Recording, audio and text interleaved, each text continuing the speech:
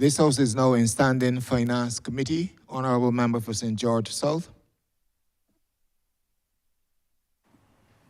Thank you, Mr. Chairman, members of the Chamber, for giving me the opportunity to join this estimates debate.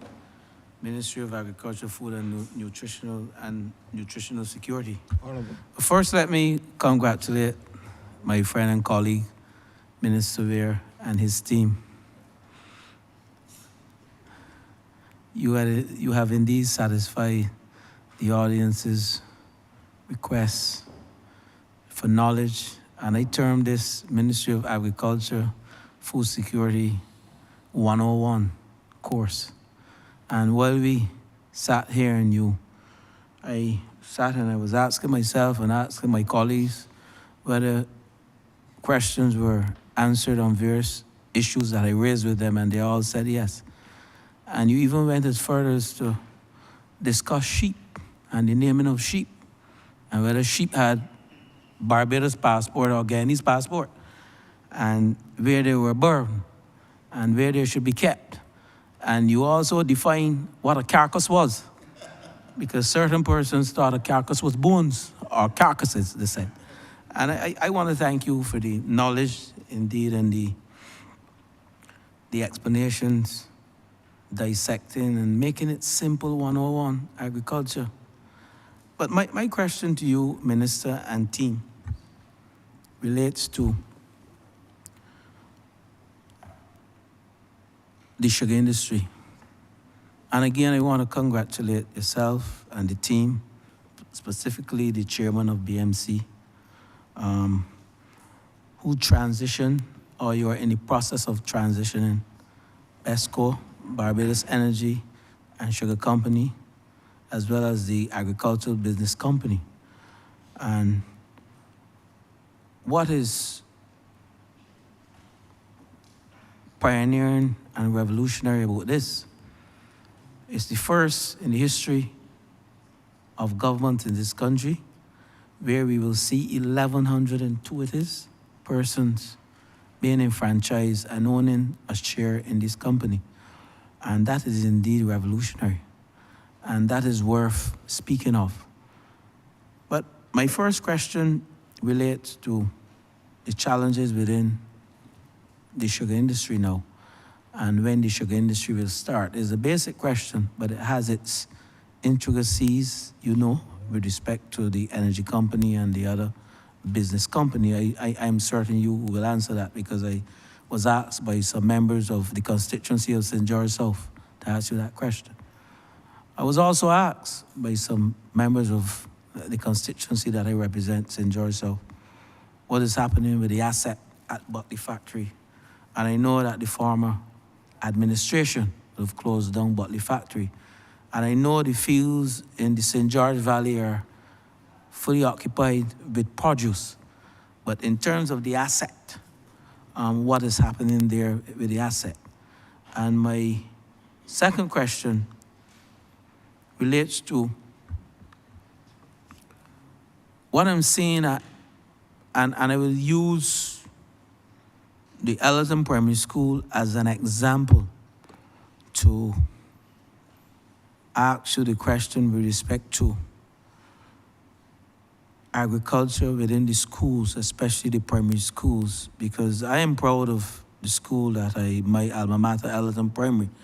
What I'm seeing there, black belly sheep, on a very small landscape. We have shade house, black belly sheep being raised there, and it is one of the projects in agriculture within the schools that is emulated and is revered within this country. And I'm proud as a former student of the Ellerton Primary School. And I asked the question, can't we replicate this across the other primary schools? Not just one, but create a program that 90% of the primary schools, if not all, will engage in a program such as this one. Because what it does, not only for the student, but for the country, it builds knowledge on agriculture. I heard the member for Christchurch West today going into the sphere of science in agriculture. It also builds the knowledge of food security and what we need to do. The technology now that is being employed in agriculture. And I heard the member for Christchurch West again speaking about 50 years down the road when we would not be so well endowed with arable land. So that's my second question, and I will wait until you answer those two to come back for my third. Thank you, Honourable Member. And I wish to thank you for raising Buckley so we can have a conversation around Buckley. I also, on behalf of my team, wish to thank you for your commendation and wish to give the assurance to you and the rest of Barbados that this team has been working under trying times, given the fact that we've gone through 2 years of COVID and we have still kept pace with what is taking place in the sector. And therefore, we are pleased with the progress we are making. But I'm sure we can all agree that there's a lot more that we can achieve, and we're working towards that. Buckley Factory, as you may recall, in 2007, previous Barbados Labour Party administration made a decision to use Buckley Factory as the factory that we would have transitioned to from Portville. And then that was derailed when the government changed in 2008, where they went to Andrews Factory. I think the Andrews Factory project failed, and the government of the day in 2008 would have had a loan close to $100 million to set up that entire factory structure. I know that the Answer Merchant Bank paid out some $24 million to a company, a Barbadian company that was registered in St. Lucia. And we also then, that government went ahead and put up some molasses tanks in the Bridgetown port that were not really designed for the BAMC to own, but for the persons who set up the tanks to actually do a lease arrangement to the government of Barbados. And we have had to carry the cost of that in the debt restructuring. And that resulted in the government of Barbados paying out almost close to another $100 million with that arrangement. So that, Honourable Member, I want to thank you for raising this, because yesterday, when I presented on medicinal cannabis, the country was made to believe that $3.4 million annually for about 3 or 4 years was a huge sum.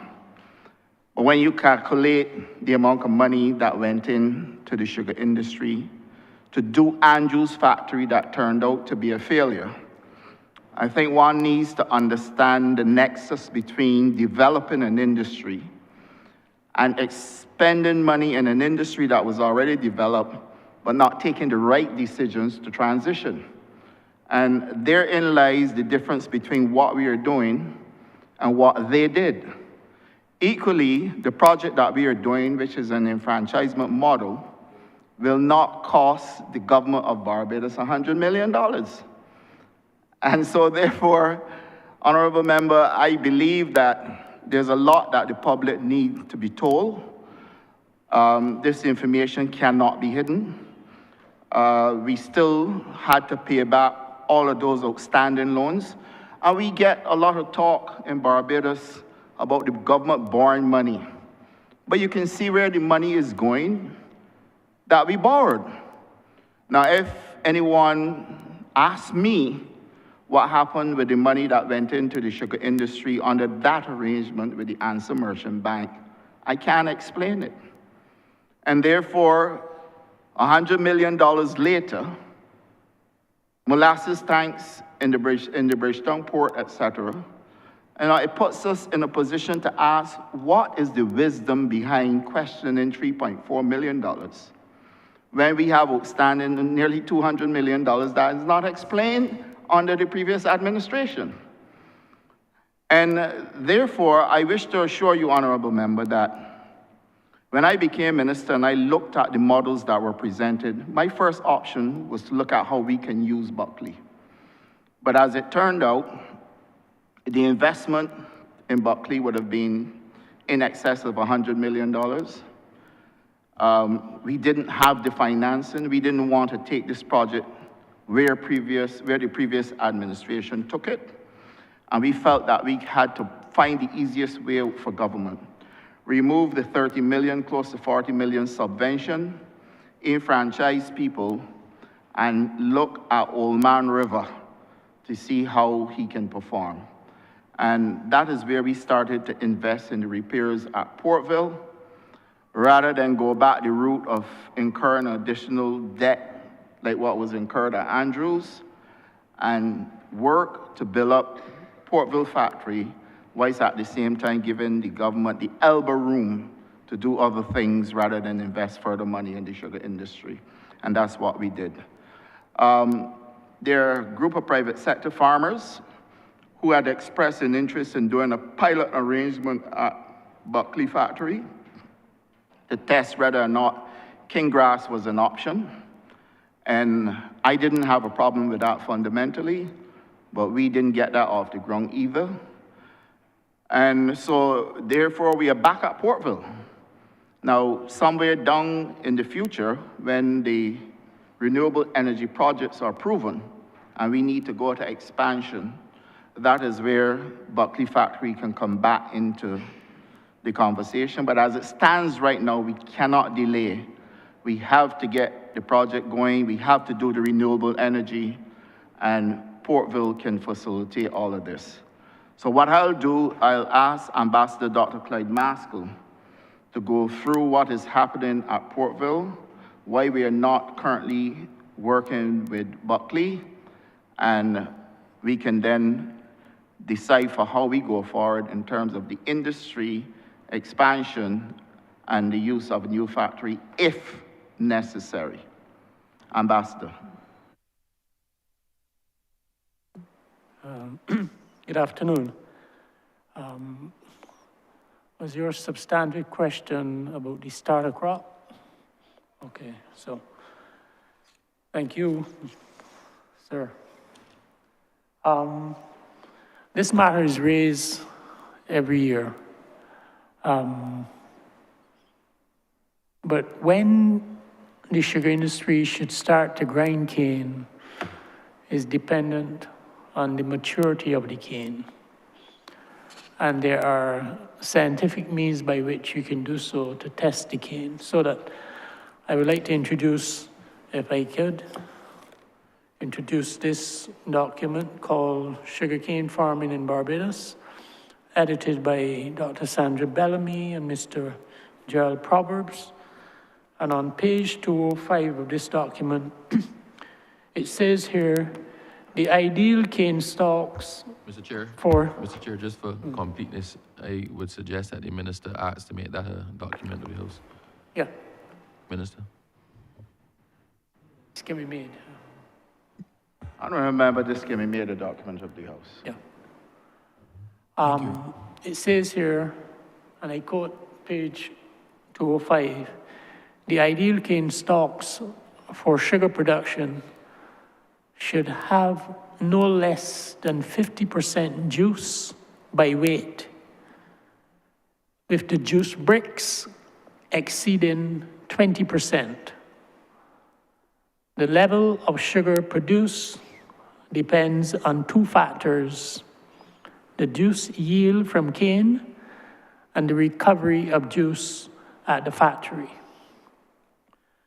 The notion of bricks is that it is a measure of total dissolved solids, which includes something called invert sugars. In essence, you're measuring for the sucrose, the moisture, and fiber content in the cane. It is therefore important to note here that when you scientifically determine when the factory should grind cane, it should be based on the quality of the cane that comes to the factory. And in light of that, BMC, or now ABC, conducted tests for bricks. In January, the measure or percentage was between 14 to 16%. Remember, it should exceed 20. In February, at the end of February, it went to 17%, and then it is approaching 19%. So that we expect that ideally by next week, the bricks should be of the order of 20 or more percent, which is what it should be to determine the start of crop. So that we have used this scientific method in order to make good decisions about the industry, the use of science and data. Now, last year, to prove this point, the increase in production of cane was 17% over 2022. But the increase in production of sugar was as much as 37%. Therefore, something caused that to happen. And what caused it to happen predominantly was the better quality cane, occasioned by the fact that the industry has been using more and more hot water treated cane over time. And you may not believe this, but one gentleman, a sugar boiler, he hates to be called a palm boiler, named Cedric Eastman from St. Patrick's, returned to the factory and was able to increase the way in which we recover sugar, because it is a method of doing so. You're almost cooking sugar in a pan, but it calls for a very scientific approach. And he was able to lift the production of sugar last year, not single-handedly, but his contribution was exceedingly pronounced for the last crop. So that we're going to be in a position for sure by mid-next week, when we see the bricks going to 20 or beyond, to make the decision so that the factory would receive the best quality cane in order to produce the best quality sugar. And that is precisely the kind of information that we're using to make proper decisions in the industry. Do you want me to speak to anything else? Minister? Want me to speak to anything else? Berkeley, okay. Now, in the transitioning of the factory, the industry itself, BMC, we have been requested by the authorities to utilize Carrington factory. The government wants to utilize that for another purpose. So we were able to shift the operations that we had at Carrington factory to Buckley. And we are also utilizing Buckley as a central point for two major plantations, Constant and Searles, so that we don't expect at any given point very soon to go back to put in a factory at Buckley at all. In fact, we think that Portville is an ideal location, especially when there's consideration to move to the next stage in the process of transitioning, that is renewable energy. So Portville, because it has access to the best biomass in Barbados, bagasse, will now become the central point for creating electricity from bagasse as a means of adding to the revenue base of the new company called BESCO, as well as increasing electricity production without reference to imported fuel. In fact, we're moving towards a more sustainable industry, not only by increasing output of cane, but also by utilizing the third product in cane. You have sugar, molasses, and bagasse. And even though the factory supplies or produces $2.5 million in electricity a year for itself, it has never been able to monetize the renewable energy, but we will be able to do so in the foreseeable future. That's the next stage. So that we are anticipating that the transitioning that we're doing will not only be viable from the perspective of sugar cane and molasses, but the additional renewable energy that will come from exploiting the byproduct called bagasse. That will then make this entire transition a complete transition in terms of its many facets. The economics of it, the finance of it, the environmental strengths of it. But I want to say here that contrary to the notion that the cane industry was dying, in the last 4 years, we have increased the production of cane in Barbados by almost 25%. But why is this important? It is important because you cannot have a sustainable non-sugar agriculture unless you have sugar agriculture, because you have to do rotation. And therefore, the notion that you can have a future agriculture without sugarcane is a joke. As a result of that, it means that we expect not only to be able to produce more cane in Barbados, from which we will get more sugar, but more importantly, we can produce more molasses. Because currently, we only supply 1/10 of the requirement of the rum industry. And if we can, in the future, increase our planting of sugarcane, which we've already started, and increase the quality of sugarcane, then there is tremendous scope, not only for the industry itself, but the development of non-sugar agriculture in the way we want to see it in order to pursue food security, as we are discussing, and we have discussed for the last couple of days. So the resuscitation of the sugar industry in Barbados is much more than the economics and the finance side of it. You have now, in fact, changed the sociology of the industry by making sure that the workers who have toiled for decades, centuries, are now owners, part owners of this industry. So when we look at the overall plan for the transitioning, we are going to be utilizing more of the lands that have been idle for quite a while in Barbados.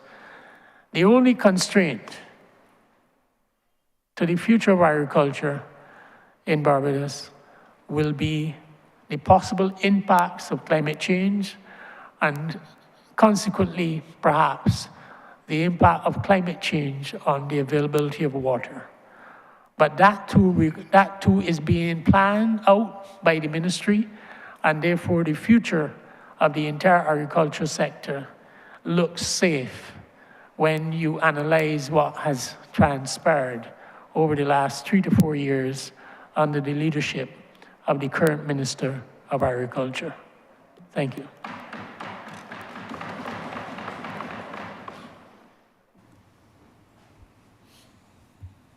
Mr. Chairman, Proceed. thank you, Minister and Chairman. You know, when I speak of Buckley Factory, I have a number of persons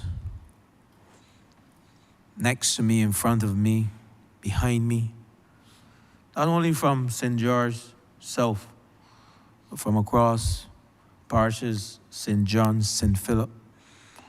And while I don't want to get into the who closed down who or who closed down what, I still see Buckley Factory, the asset, becoming a community asset now, whereby those persons who have gone before me and who are also behind me and next to me were raised from earnings and toiling daily at that factory. And I would love to see, and I'm speaking on behalf of several persons, not only in St. George South and North, I would love to see that asset utilized in a way that could generate employment and for social good. I am hoping that within a short time frame, whether it's agritourism, is environment, is culture, that landscape that was a staple within the constituency and within the parish and within this country, not be left to simply rot away or decay. And my grandson and son will live to tell a story of the history of Buckley Factory as once being a sugar producing factory, but transitioned to become another staple being utilized not only for economic value, but I refer to it as a community asset for the social good for the people of St. George. And I will end on Buckley Factory there. But I move on to thank you again, Mr. Minister and team. The Farmers Empowerment and Enfranchisement Drive is indeed a wonderful program. And I have seen a number of young farmers, male and female, benefiting from this program. And while I don't want to get into the number of produce and the improvement of the agricultural sector and local production as a result of the feed program, what I can tell you, Mr. Minister and team, wherever I go in St. George, persons are requesting farmers' licenses. And that speaks volume to your program. And I want to compliment you for that program. But I want to go further, though, Minister and team. You know, I came from, when I entered public life, well, ministerial life, that Ministry of Commerce is a ministry I can never forget. The formation of co-ops were used as a mechanism to enfranchise working class and the average businessman.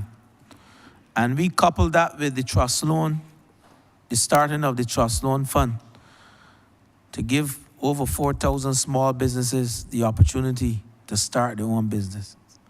But within communities, I'm seeing, while this program has been one that we can boast of, and as the boys on the block will say, beat our chests, and you within the ministry, I still see a need for community co-op farming in this country, whereby the food program, yes, but we can utilize the concept to get into communities and community centers to get more young people, young men and women into the agricultural sector to boost food security and to give them the opportunity to earn a living, not only on these shores, but abroad. So I am asking if the ministry has considered, despite what you're doing, the excellent work you're doing here with the feed program, whether you have looked at community and co-op farming indeed to supplement the good work you have done here with the feed program. And that's my question to you, Minister. Yeah, thanks, Honourable Member. I think the pace at which we are moving with Project CARE is something that concerns me, but Project CARE is everything that you just spoke about in terms of communities getting involved in farming and people going back to their kitchen gardens and creating a movement within communities that would drive production for those people within those communities to be able to consume or eat what they grow and grow what they eat. I am pushing very hard to get that project moving because I recognize the importance of it. Your colleague to your right also has been pushing for it to go as the Honourable Member for St. James South. And I think that we need to have a movement across the island where Barbadians are actually getting back to community gardening and kitchen gardening in their backyards. And I can give you the assurance that in this coming financial year, we will put in greater effort in making sure this project is actually up and running the way it should, and that every constituency is given a chance to at least have one project. I had a discussion with a private sector entity about Project CARE, how we can do a competition that will culminate around our independence celebration and provide a prize package, an awards ceremony for people who participate in community gardening, constituency by constituency, where you get a first, second, and third prize for the best community gardens. And I suppose we will have to work out the details in terms of what criteria will be, but this is a conversation that I've had with the private sector, and we will revisit that after these estimates and the budget so that we can anchor a possible overall community garden project for the country. Thank you, Minister. And my final words, Chair. Very often, I find that persons try to do it on their own. And that is why I mentioned the co-op model. So we have to drive that co-op model within communities and with a view to allow them to get the end result faster and to create scale. So I just want to end on that note, but I recognize the Project CARE, but my focus is more on getting the co-op model within the communities more, and that persons will not be standalone entities, but the co-op model would give them the scale and the reach that they need and quicker. But I thank you, and indeed, again, you have been thorough. Yeah, thanks, Honourable Member. I do agree with the co-op model. I think in order for us to get the movement going, we have to give it a start, like it's almost like a jump start, and then we can then organize and fashion how we can develop business models within it so that people can work in co-ops, and I accept that. The challenge for me, though, is how do we get people to work together? And I think the ministry is already working with people who are familiar with the formation of co-ops, and we will build on that so that we will continue to get this structure in place and to allow for us to have co-ops within the communities as well.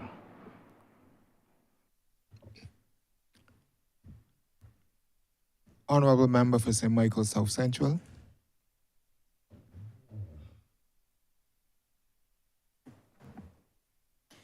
Thank you, Mr. Chairman. My questions, I believe, are relatively straightforward. I want to thank the Minister for his explanation so far on some of the critical areas that we've been discussing. The first question I have is perhaps the simplest. Now, Minister, this ministry is responsible for a large part of the markets. And our approach to markets, the way that the ones that currently exist and the way that we structure them, it's in quite a long-term arrangement. So there are tenants, and people are able to access these stalls or kiosks or facilities in order to vend certain products. I think there is another model that perhaps of a market that perhaps serves a different kind of vendor or kind of entrepreneur. And that is the entrepreneur who perhaps has more occasional produce. We have across Barbados farmers markets in particular locations. There's one on the West Coast, there's one in the center of the country. There are perhaps one or two that have a particular character. They are set up, I think, as to allow people to get produce and to have a bit of an entertainment experience, to go out with their families on the weekend. And they have a certain tenor, these farmers markets. But a farmers market experience must also be available and accessible to any and all Barbadians. The farmers market experience that attracts perhaps more subsistence farmers, people that are not necessarily farming as their main occupation, but from time to time have produce and goods that they want to sell. But equally, as an economic marketplace for those individuals, but also as an experience for all Barbadians. And Minister, I think that you get my meaning when I say all Barbadians. A space that people can go and feel nice. That everybody can have a farmer's market kind of experience in a place and in an environment that is accessible and, quite simply, Minister, feels nice. Some of the places that you would want me to go, Minister, on a weekend to do my shopping, I feel harassed. And while we enjoy the typical market experience that I grew up with and still, when I go to get my fish and go to get my produce, I still go to Cheapside and so on. That is set up for the kind of vendor that is going to go there every day and that always has fish to sell, that always has produce to sell. The vendor that is looking to make some money. Sometimes I spoke in this honorable place a couple of days ago about when my mother was trying to send us overseas and might kill some chickens and might find a way to occasionally sell the produce that she occasionally has. So on the one hand, setting up entrepreneurs who have a space to vend that is more accessible so that they don't have that kind of single license or tenancy agreement with your ministry, but then also setting up something that is enjoyable for all people and accessible for all people outside of that typical farmers market situation that we all know of. Are there any plans for that? What is the scope for that? What do you consider the value of that? That's my question. Thank you, Honourable Member, and thanks for the question. Actually, you are just where my mind is at, and this is where I started in 2018, actually. So one may wonder, how come you started there and you're still not there yet? And there are a number of issues. One, there was a silo approach to having these farmers markets set up right across Barbados. And I wanted to have them set up from independence right through to the week before Christmas, right across all 30 constituencies. There was a lot of effort that went into getting them done, but then the information that came back to me was that it wasn't going to be feasible because many of the farmers felt that they had other markets to attend to on weekends, and they didn't want to lose out on that opportunity. But equally, they wanted government to fund the whole exercise. And we came back to revisit it in 2019, and coming off that, whilst we were hoping to get it going, again, we had the same challenges. We were down in 2020 and 2021. 2022, we went into an election. I'm saying all this to you to say to you that I am keen on having farmers markets set up across Barbados. I have tried a few of them at the parochial level in St. Philip, and they have worked very well. Once we can get the sponsorship, once we can get the support to have these markets set up, we are definitely going in that direction. I have before me right now a request at BADMC to have a farmers market set up, which is constituted exactly the way you've just mentioned. That is not just a farmers market, but is a whole experience for a day. And when we roll out that would then give us the impetus for setting up others right across. But I completely agree that you cannot have the same experience by way of only public markets or vending zones, but that we can do temporary farmers markets to give people a completely different experience. The one that I have before me includes an entertainment package, so that is a completely different experience. And it sort of mirrors what we did for AgriFest, except that is not an expo, but just strictly a farmer's market. So yes, I agree, and it is not in our estimates at this point in time, but the Prime Minister did say to us that you can start here and come back later. So once we can create the correct model, we can actually set aside some kind of budgeting later on to establish the farmers markets across Barbados. I don't want to see a one-off thing. I want to see frequency, because we have a lot of farmers markets that happen right now. Brighton, for example, is about the best example. But I don't want to see just one farmers market. I want to see many. And therefore, I agree with you that this is something we should prioritize, and you can rest assured that coming off the estimates in the budget is something I'm going to look at for when we go back to the Prime Minister for further financing. Thanks, Minister. Just as a follow-up suggestion, it may not be feasible to have 30 markets across 30 constituencies or even 11 markets across 11 parishes. But what you may want to consider is a north, central, south approach, or even a rolling marketplace where you're moving in between venues monthly, or just some tweaks to consider, given that you also be looking for the appropriate space.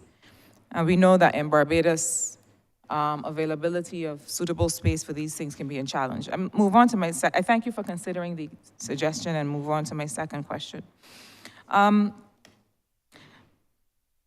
Minister, the Agricultural Development Fund has been, which is managed, quote unquote, by the Enterprise Growth Fund Limited.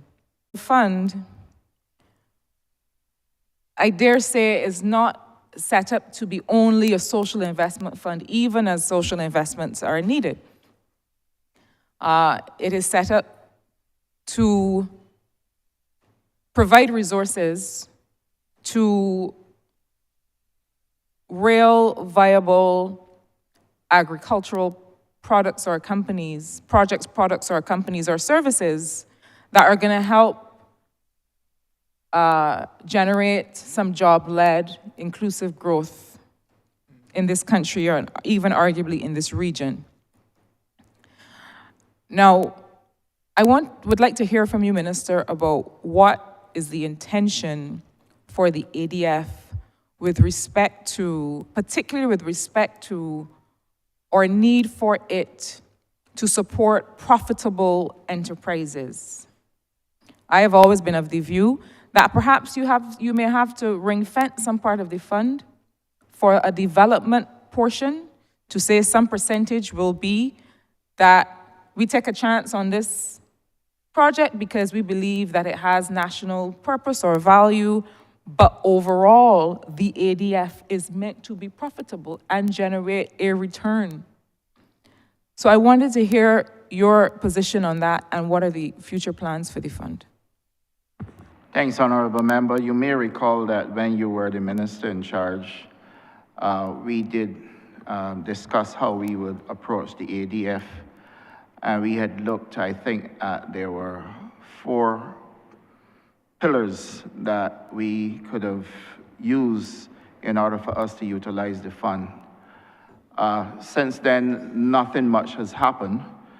But what I say to you is that based on the feedback that has been coming into the ministry, there are 2 things that I'm addressing. One, you are right, how do we carve out a space for developmental projects that are of national interest?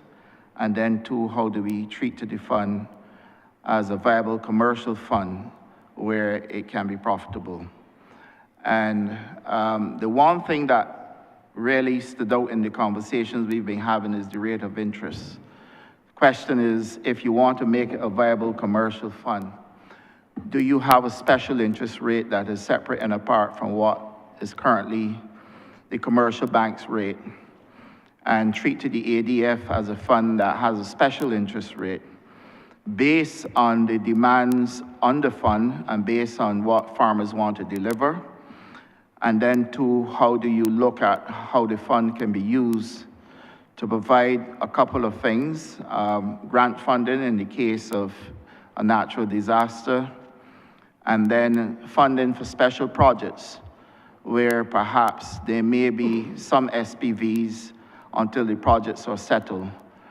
We have not yet settled these conversations, but we are working on them. A number of requests came to me for renewable energy, where there are existing large-scale farmers who want to add renewable energy to their mix. And we are still in conversations with them as to how, one, we would treat this as far as their responsibility to make sure that they're not moving away from our traditional agriculture, but using renewable energy as a means to profit, while creating challenges for us with traditional agriculture or contemporary agriculture using technology. So at this point, your questions are very good and very pointed, but we do not have, at this point in time, a settled position on where we are with the Agriculture Development Fund.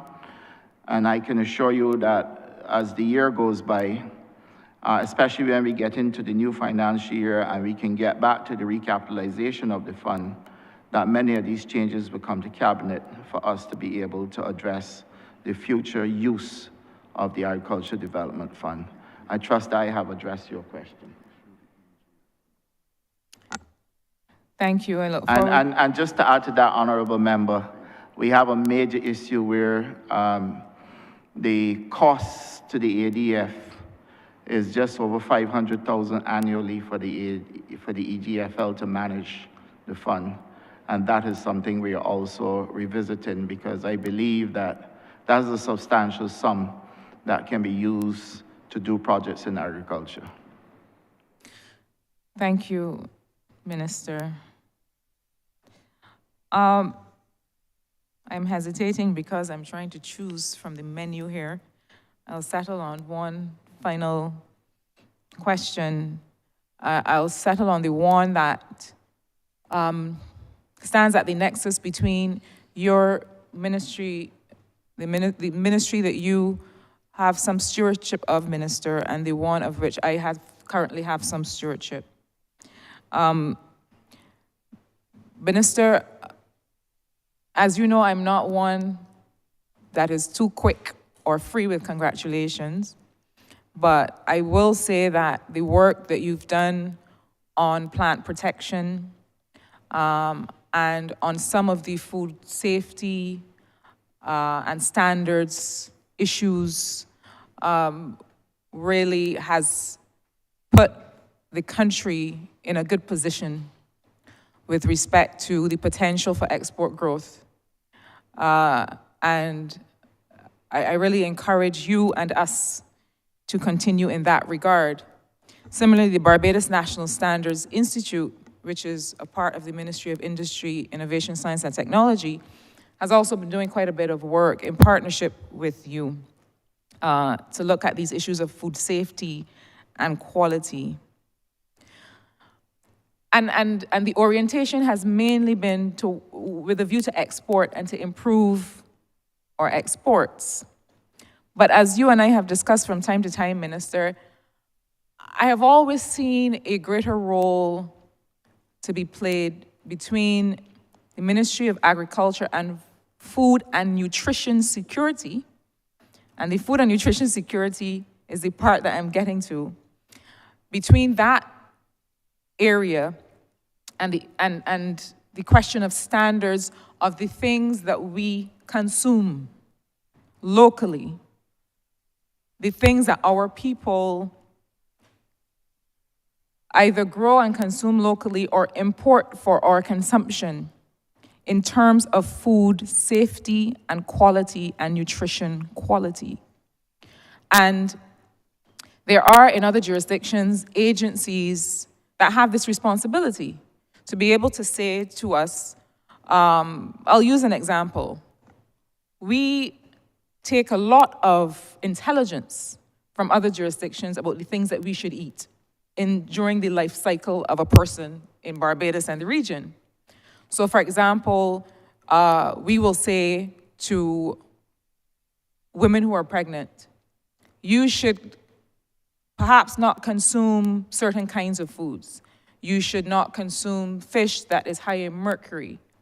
And we very loosely decide which fish those are, but we're not really talking about the fish that we fish in our waters.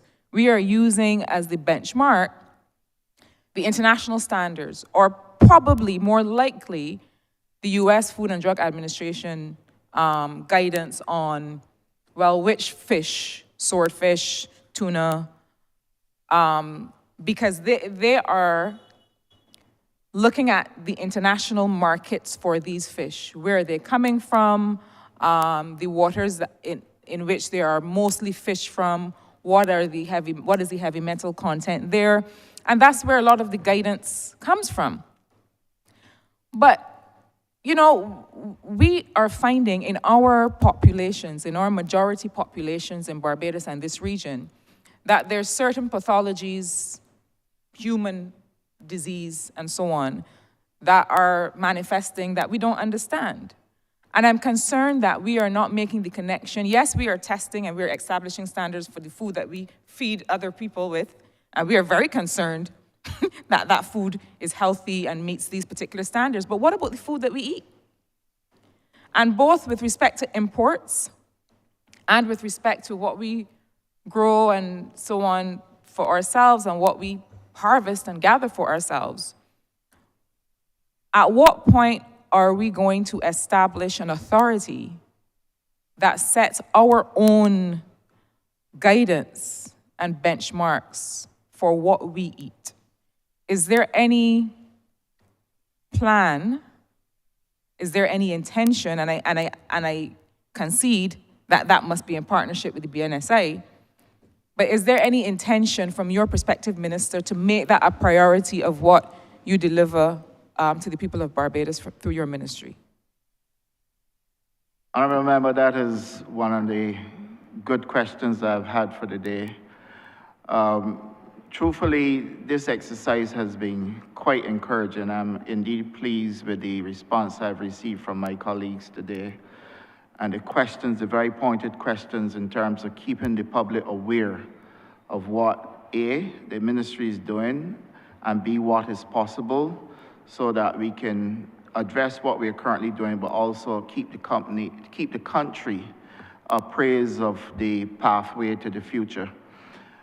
We took a paper to Cabinet, I believe, in 2020, 2021, where we looked at the whole issue of standards, food safety, establishing a single unit that would be totally independent from the ministries, that is Ministry of Agriculture, Ministry of Commerce, Ministry of Health.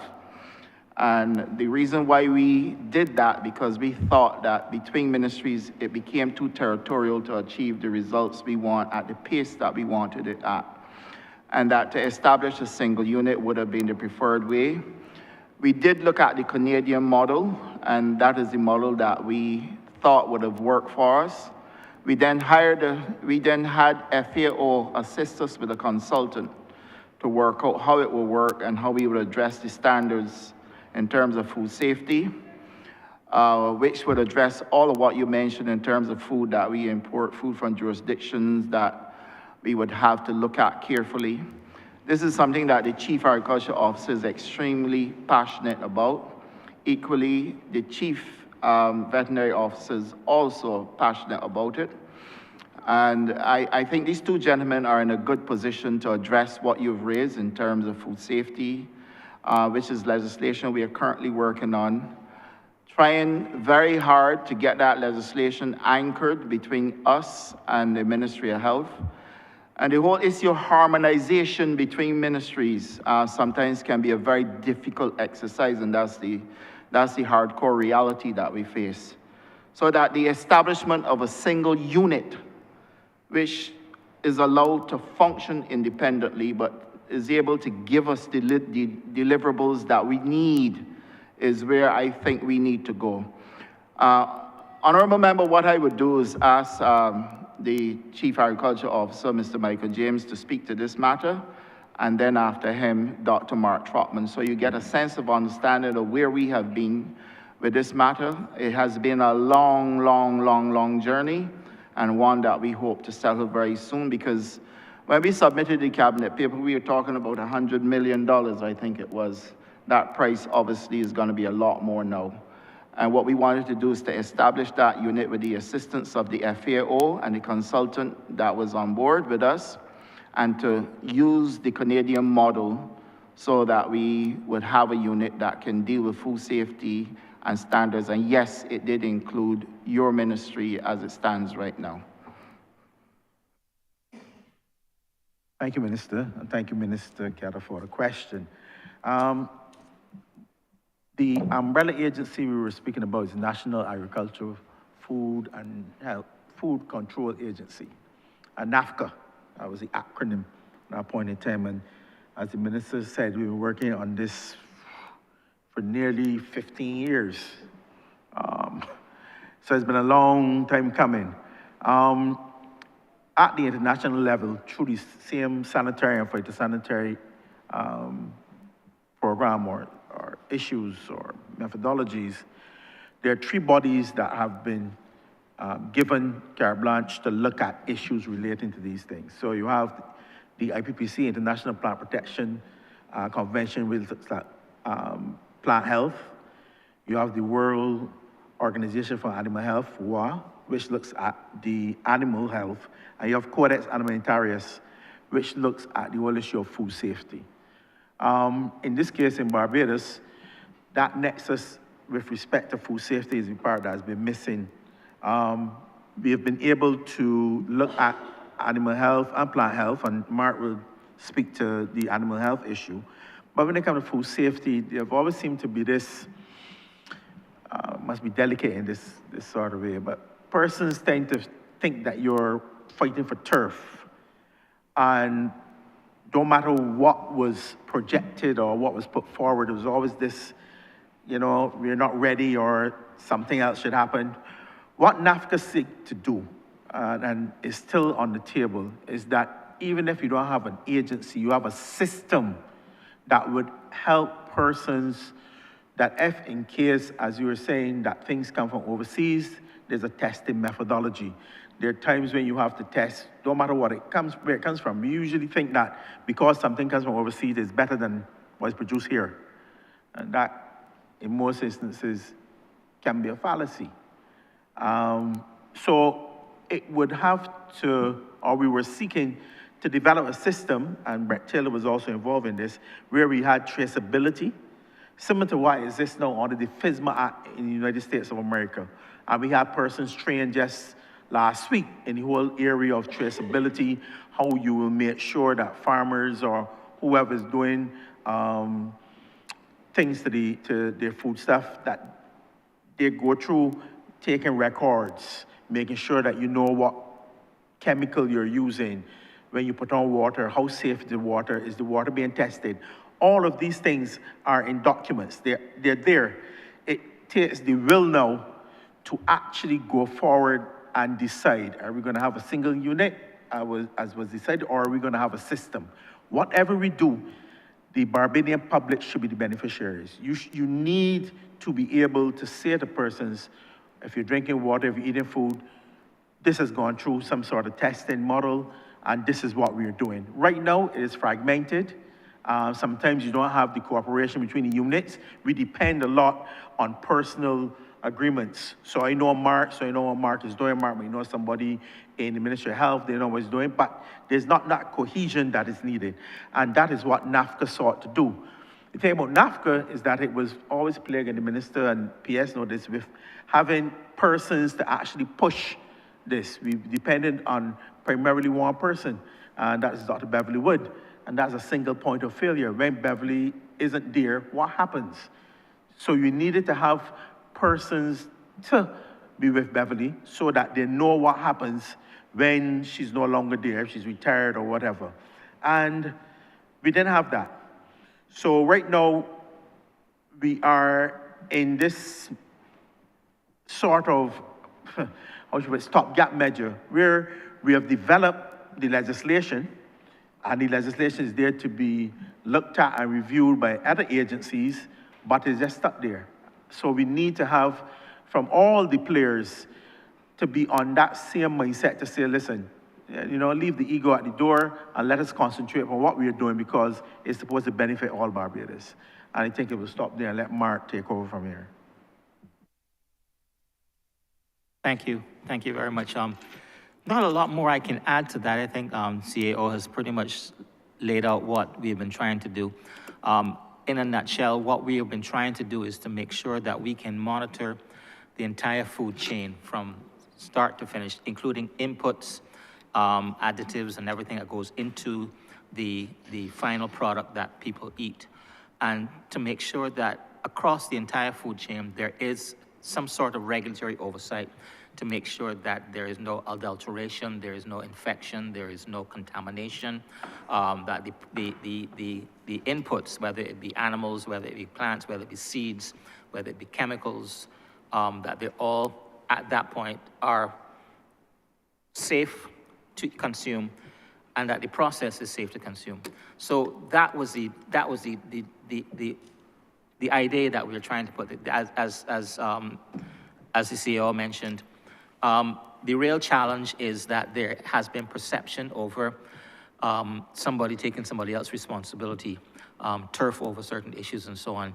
And that has never been the intention at all. I think we're making progress. We had Mr. Paul Mayers, who is a Barbadian, retired official with the Canadian Food Inspection Agency, who has graciously donated his time with the FAO's support to assist us in, because he was instrumental in establishing the Canadian Food Inspection Agency, worked many years as a senior officer in that agency. And so he's a wealth of knowledge, and he's been helping us come together with that. So we think we've made a lot of progress. We've managed to bring people on board who understand what we're trying to achieve. We're about to engage in a program, again, sponsored by the FAO, a food safety management system, or food safety management tool, an evaluation tool which allows us to see exactly where we are at and what we need to do to put these things in place. It's a fairly ambitious goal that we have, but I do believe that once we get enough commitment at all levels and get enough systems in place to make sure that Mike referred to the challenge with people coming and going and getting inconsistency. That it's been a sine curve with us trying to get this thing going, because you think you have everything together, but because it was always based on individual relationships, when someone retires or leaves or so on, we have to start all over again. So, there was a calypso a long time ago, 1 step forward, 2 steps back. We experienced that ourselves with this project. I'm very optimistic that we are on the right foot going forward with it, and that you'll probably see something more concrete coming out of it over the next year, where we actually have something, whether we end up with a full discrete agency, independent agency, staffed and operational, or whether we have a series of MOUs or concordats or agreements between ministries to operate within their respective structures. I think we still need to address that issue and have a positive way forward on that. But with the new way we're moving forward on it, I'm very optimistic that we will get something concrete very soon. It also speaks into to the Honourable Minister for St. James South has been talking about SPS issues constantly. I know I've engaged her very often on that matter. And this is really what we're talking about, if you want to go down that road. This is really what we're talking about, being able to have this system to satisfy our SPS obligations, so we can not only make sure that there is food that is safe for the Barbadian consumer, but also can be exported anywhere in the world once we meet that standard. Thank you.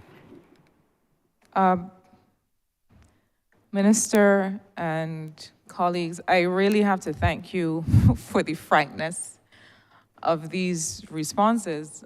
My sister, who's no longer with us, used to say, if you don't left home, you don't find out anything.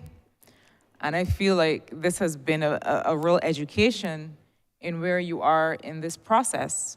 I'll close by saying, apart from saying thank you, I'll close by saying that if there's one thing that it's now 8 years in political service has taught me, it is that there is, in these matters, no room for ego and no room for jostling for turf. Because in the meantime, the people whom we serve, are not receiving the full benefit of that service from us. And so I am satisfied that if that is the only matter, the only or the primary issue, that we can certainly put that to bed, I would like to believe. But I will also say that your challenge with people retiring out of the work and leaving gaps is also a challenge that systems will solve. If we set up the correct systems, the correct standard operating procedures, the correct process and methodology for what we're doing, as both the gentlemen who spoke after you, Minister, know and practice, if we're able to do that, then we have a way forward. I will tell you that I am not a fan of MOUs between agencies of the same government to do a single task. I feel that we set up a multi-agency system and structure it properly with particular roles for each actor, then we have a way forward. I am pledging to you, Minister, in this honorable chamber, that certainly in my capacity as Minister currently responsible for industry, that you have our partnership through BNSI in these matters. And I don't hope, because hope is not a strategy, but I know that we will come to execution on this matter. I thank you. Honourable Member, I really want to thank you for raising this matter because this has been outstanding for too long. I think the country stands to benefit substantially from getting this single unit in place. Whilst I am not adamant about anything, there are certain things that you must accept them for what they are and what they can deliver. And my simple position on this has been the same. When I listened to all that was presented to me, when I first went to the ministry, I felt as though the harmonization that this needed would not be achieved through various ministries. And I agree with you that even if we take an MOU approach, you still would not have dealt with the territorial issues.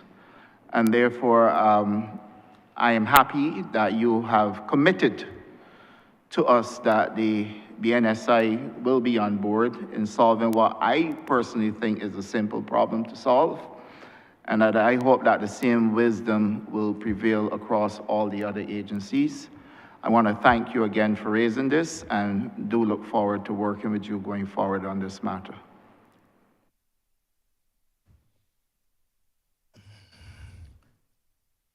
Thank you.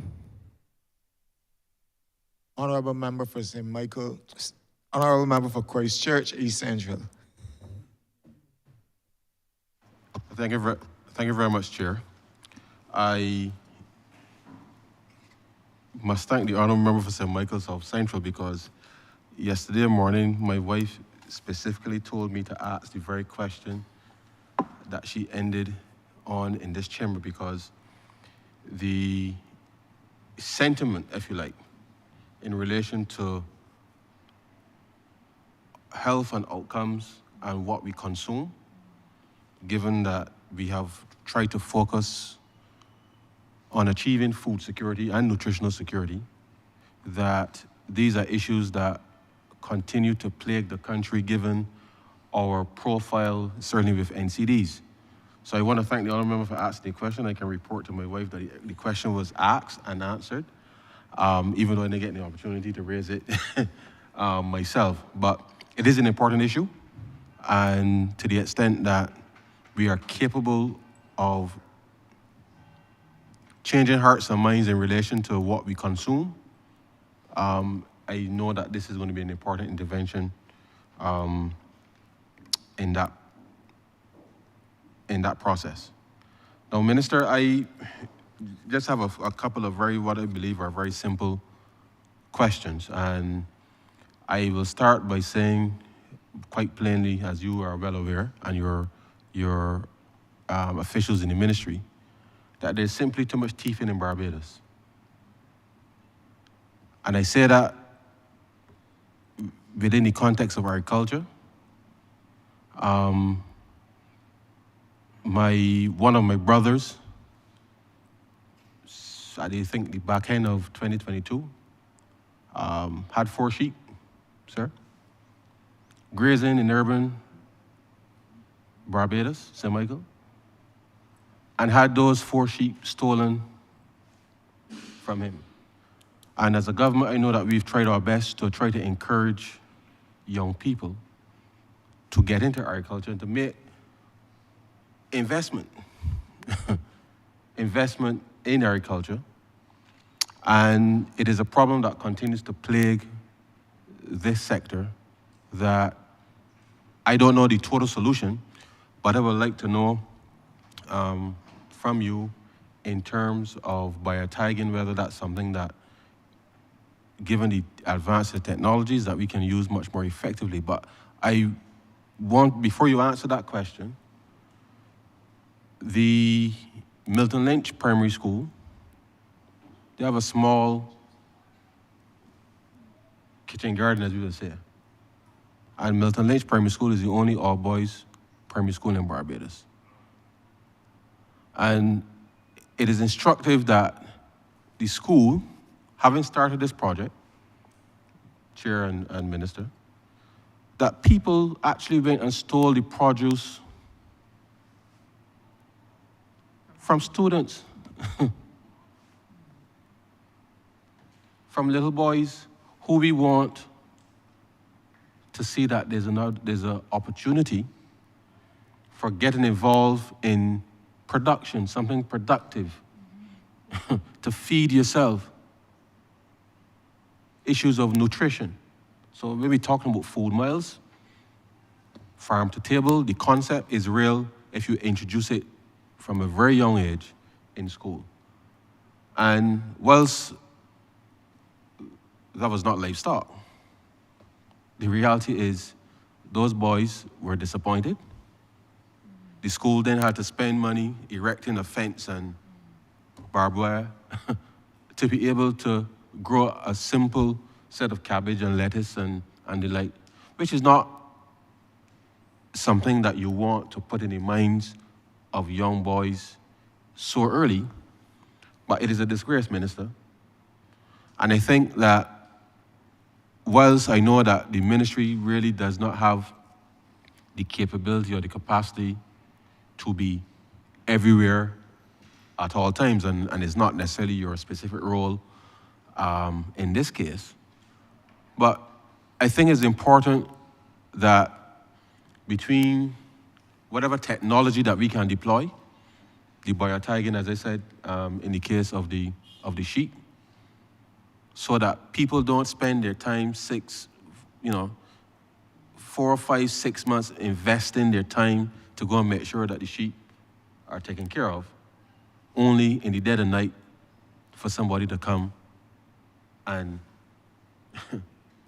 capsize your investment, basically, because there's no return for that small investment in that case. And I know that must be happening multiple times over. And it really is a disservice to young men that we want to get involved in agriculture and to do the right thing. So, Minister, I hope that you would hear from my voice that we need to do something, both technologically, but certainly within the context of our communities, because I know there was some discussion about community agriculture. And I wouldn't want that we go and encourage people to invest in community agriculture only for people within either the communities or other communities to come and steal the very things that people are growing, when we know that we are starting these things with good intent, but we don't have necessarily the capacity to be able to ensure that that investment, however small, can be protected. So I just want to hear from you in relation to livestock. What are the latest options available for people for biotagging, so that at least people can be aware as to where their livestock happens to be at any given point in time? And just more broadly speaking, in relation to, and I'm going to have a follow-up question on the school component, because I think as we introduce the school nutrition policy, I'm going to expand on that secondly. But I want to hear your views in terms of the biotagging as it relates to the livestock. Thank you, Honourable Member. Let me go straight to Dr. Mark Trotman, because yesterday we dealt with this in detail. Yes, I do recognize that you weren't in chamber yesterday when we dealt with this, so not just for you, but for all of Barbados, for us to reinforce what we are doing for livestock and what we are doing in terms of traceability of the crops, which I spoke of yesterday. I just mentioned to my permanent secretary that after these estimates and the budget, we're going to have to go back to the ministry and take lead on what is happening with prairie larceny. And this is going to involve meeting with the Barbados Police Service again and the Barbados Defense Force, but equally making sure that there's a system within the ministry where receipts or some bill of lading are issued to people who are involved, so that a system is created, you can collect the data from it, and there can be a monitoring mechanism in place for us to handle this problem.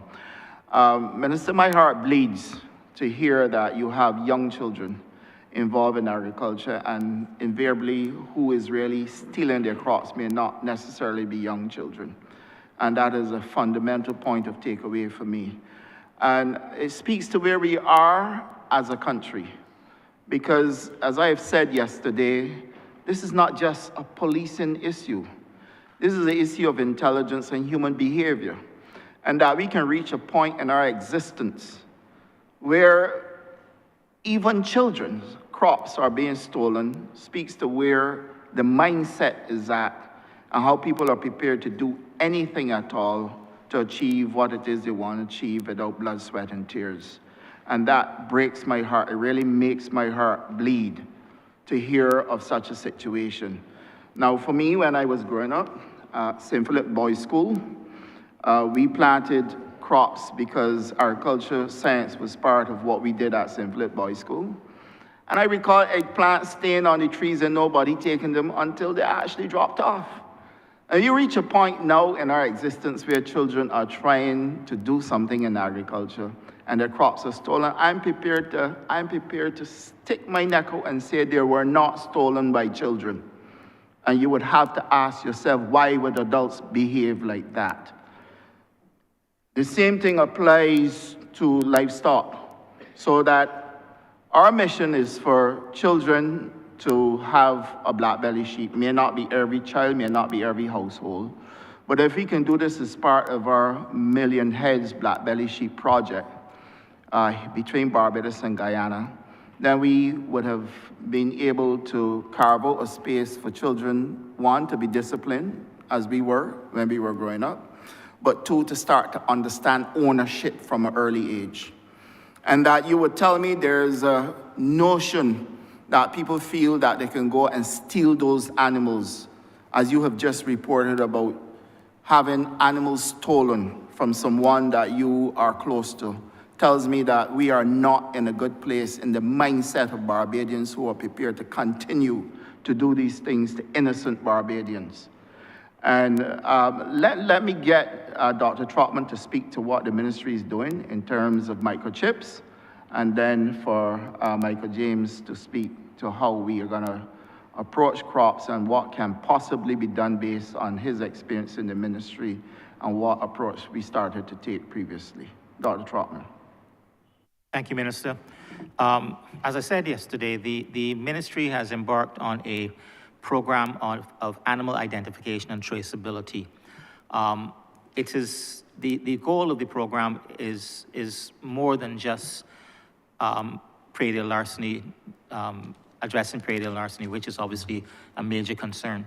The idea is to be able to identify animals from birth right through slaughter. And again, it is part of the SPS requirements as well too, so you can bring in, you want to be able to, I'll talk about the traceability first. You want to be able to track an animal right through its life cycle, right through its death cycle, so to speak, where the meat is then presented for consumption. So that if there is an issue with respect to meat being contaminated or infected or anything like that, you can trace that piece of meat right back to the farm it came from, and any issues in the farm that might have caused the adulteration that manifested itself at the point of consumption of the meat. That's one of the purposes of this traceability program. Another reason for the traceability program is to assist farmers in managing their flocks. If you have a centralized database of the animals, the farmers can use that in their own management systems to manage their animals, the movement of their animals, even down to what kind of diet the animal gets, depending on productivity and so on. So it's a tool that farmers can use to assist in their management of their animals. And the third reason for the traceability is, again, to identify ownership of the animal, so that if an animal is presented to, for example, a slaughterhouse, the microchip will detect the ownership of that animal, and you will know whether the animal has been presented by its owner, or whether it has been stolen and then is being slaughtered by someone who was stolen the animal. And then, of course, if the animal does get stolen live and is found, then it can trace it back to the owner. The system that we have in place is not a biotracking system. It cannot track the movement of an animal around the country. And while that would probably be ideal and admirable, it's something we will have to look at and see what the costs associated that with. Biotracking is a different system, much more expensive system. and more cumbersome system as well too. But that's not to discount its possibility, but the current system we're using identifies the animal permanently. It is a microchip, which is a device about the size of a grain of rice that is implanted under the skin of the animal. To remove it would require a surgical operation if you can identify where it is. So it's pretty feel safe in terms of being put in the animal's place. It's being put in a place that just can't be simply cut out or cut off. So that's another benefit of it. So what we have, and we have started to, as of really now, we're starting to roll it out. We've had a pilot project that has went on for about a year now. We're satisfied that it's very effective. And we're now inviting farmers to participate by contacting us where we can implant the microchip and record their information. The central database will contain all of the farmers' information so that they can be contacted in the event of a theft or even of a missing animal being caught and rounded up. So that is being rolled out now. We expect, farmers can contact us. We will send a team to go and do it, or they can contact a private veterinarian who will be able to do it. We will give them the microchip and the tools to do it, and they can do it on behalf of the farmer as well too. So I hope that clarifies what this project is. It is a definitive identification of the animal, and the idea is that it's not only used to try to address theft, but also used from a sanitary and phytosanitary perspective to trace the animal through its entire life, through to slaughter, and even connected on to a database of the meat, which we also have traceability to deal with that through the production chain, and also to assist the farmer in managing their own flock within the confines of their flock. Thank you. Thank you for the question, Minister.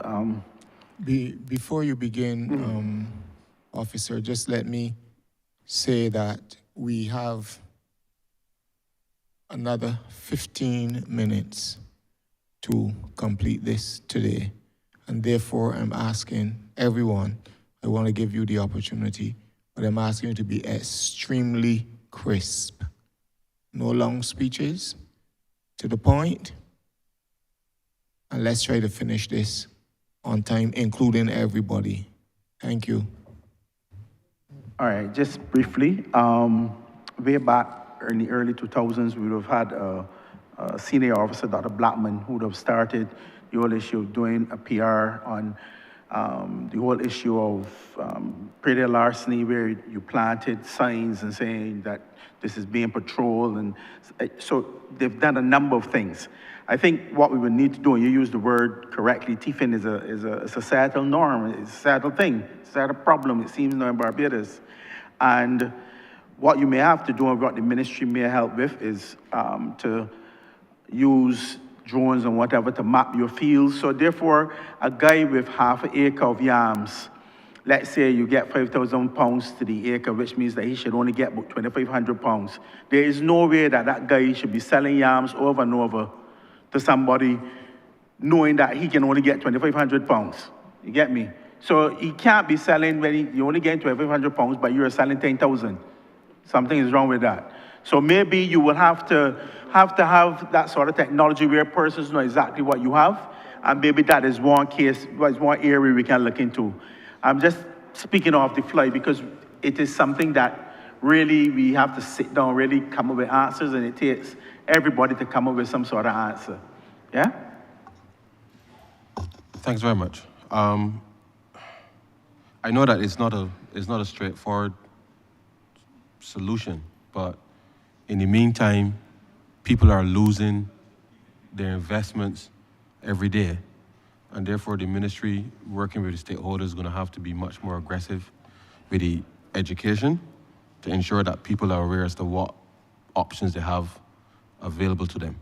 Now, Minister, I raised the point of the school nutrition policy in the context of the farming projects and programs within primary schools in particular. because I know that I can tell what it costs to treat NCDs in the country, and that is increasing every year. And therefore, as we expand in relation to the programs for agriculture within primary schools, can you just elaborate in terms of the process? Because I think it is important that we also signal to the country that the interventions within the primary school setting is not just for the purpose of being able to earn a living or to get the technical knowledge that relates to agriculture. But this really is part of changing the trajectory in relation to how what we eat, what we use to rear these crops, and therefore in the long term helping us to be able to bring down the cost in associating with treatment of NCD. So can you just expand very quickly on the ministry's work in terms of engaging all schools, but particularly the primary schools, to ensure that we can meet the objectives as outlined within the school nutrition policy? Thank you, Honourable Member. There are a couple of things that I perhaps need to make clear.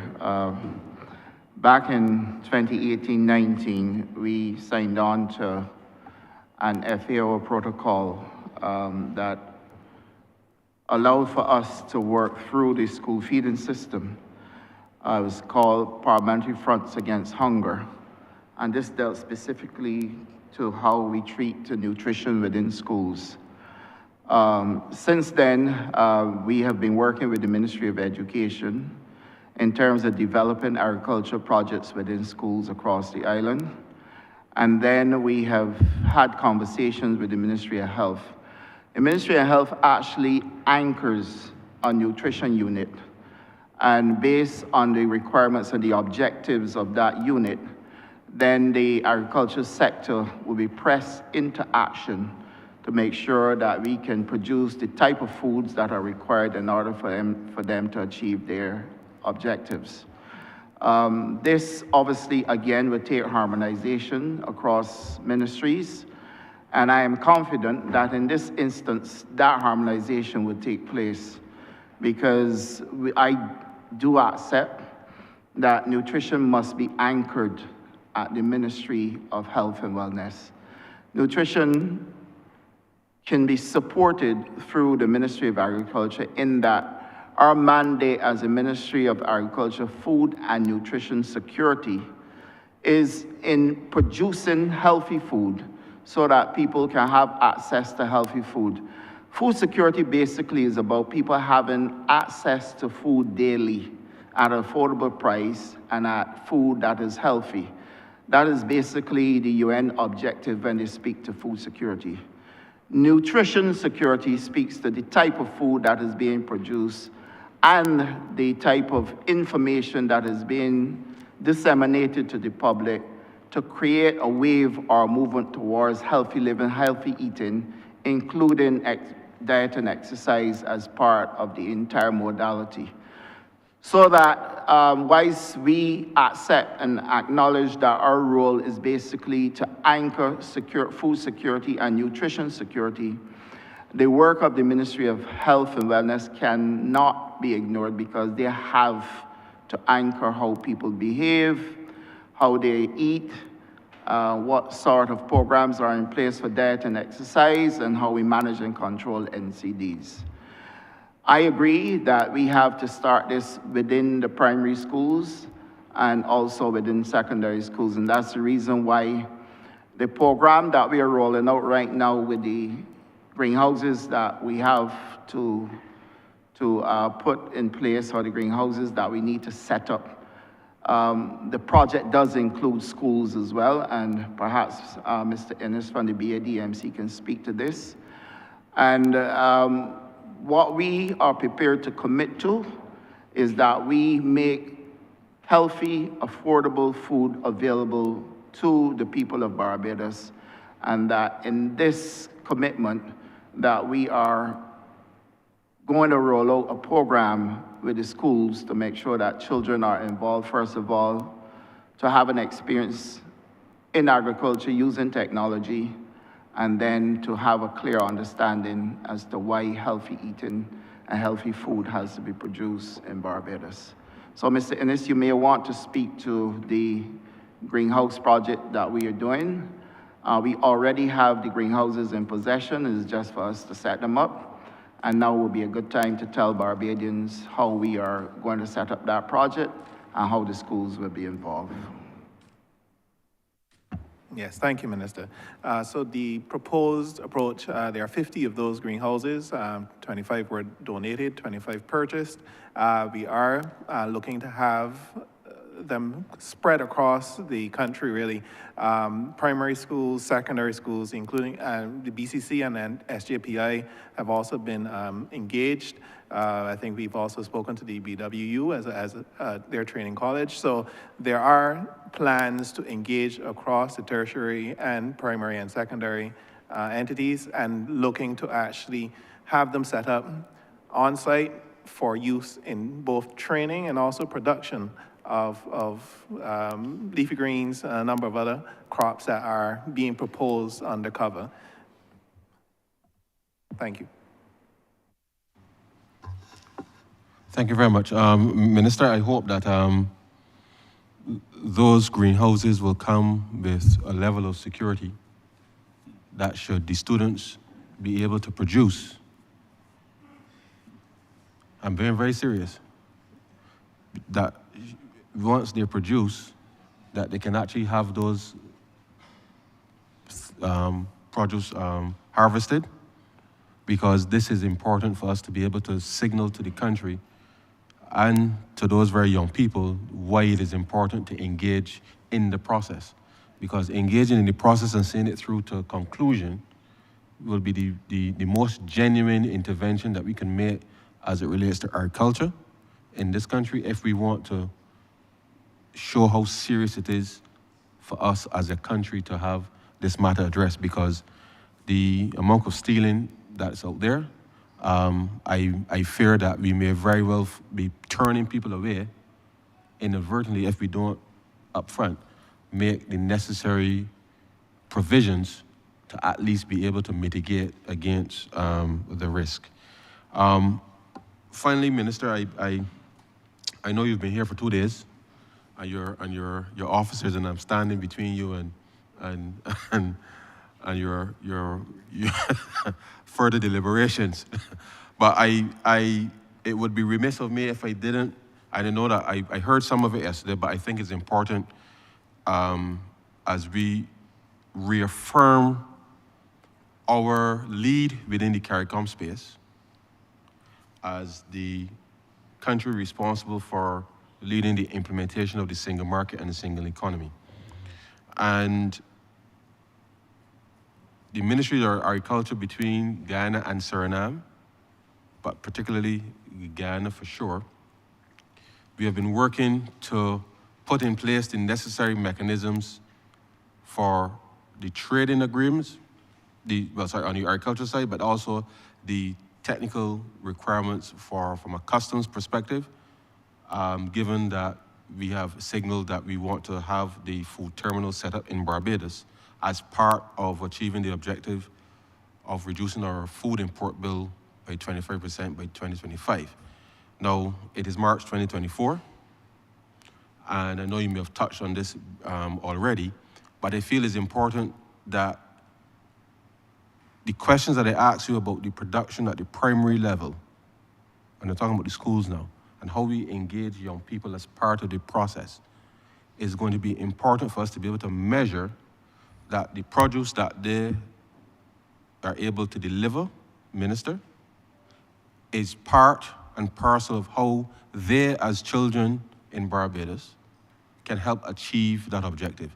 So I just want you to just reinforce the point that whilst we've been talking at the macro level in relation to this reduction, I want you to just remind Barbadians that they too are part of the process in relation to us being able to achieve that, and that the ministry, and explain how the ministry will be able to monitor to help us be able to achieve those objectives.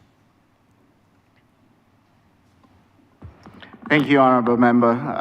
First of all, I wish to thank you for underscoring the importance of making sure that when we set up the greenhouses at the schools, that there's an element of security.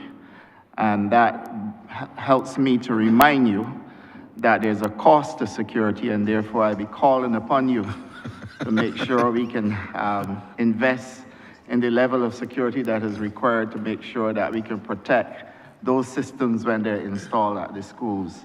No problem, sir. But in all seriousness, we have, as Barbadians, to recognize that we all have a role to play in all of this. And truthfully, the schools really should be isolated for anybody wanting to go there and thief crops. That's my honest opinion. Judge me however you may feel, but I think that going to schools to steal crops is really truly a place that Barbadians should never find themselves. And that is my personal opinion, one that I will not divert from, and neither would I apologize for it. Equally, I mean, between school and church, we were taught not to steal. So that if somebody can go in on the school premises and steal crops, I think fundamentally something is wrong with that person.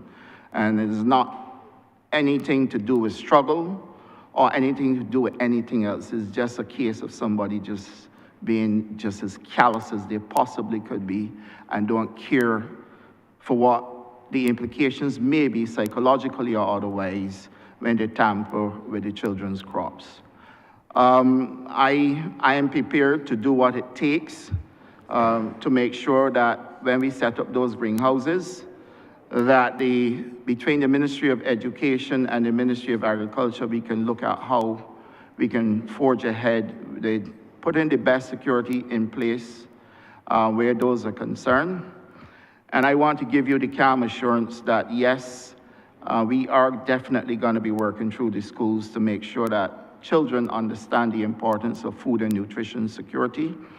And then I can only call on all Barbadians to get on board to make sure that when we are out there as a ministry, doing what we have to do to give us food security and give us nutrition security, that Barbadians are prepared to do what is also necessary for them to help us to deal with issues that are confronting the sector. And the major issue right now is predial larceny and then water. And I am going to do my best to deal with the water issues, but I think it takes collective effort between us and all Barbadians to deal with the issue of predial larceny. And that is the reason I am giving my firm commitment to go back and revisit this issue and take leadership on it after the estimates and the budget to give us a blueprint for how we are going to tackle this issue of predial larceny using the legislation that has been proclaimed March last year.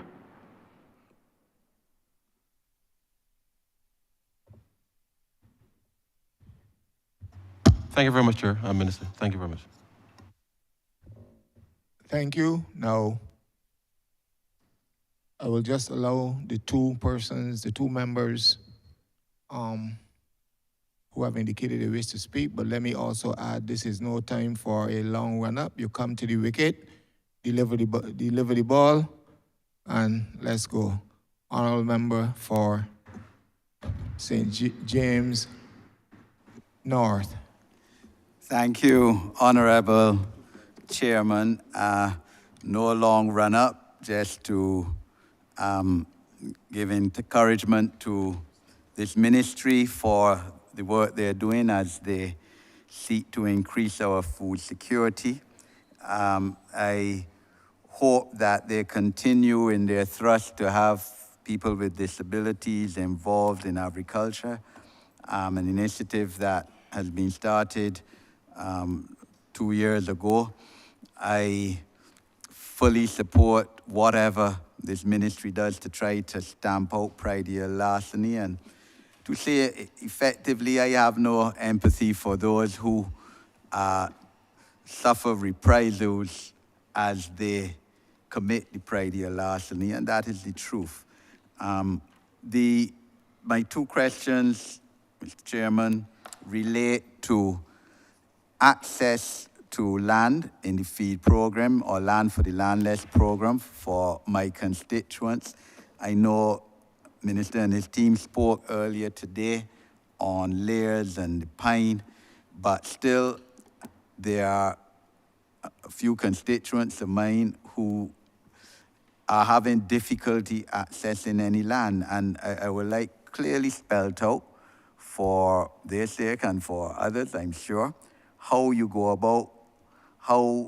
can they go about accessing this land? What is the capacity? Are we overburdened right now in terms of the access to the land? I know we heard earlier today about number of acres at Pine and Bath and other parts of Barbados, but how actually do people go about acquiring this land and not being kept on a waiting list for an undue length of time?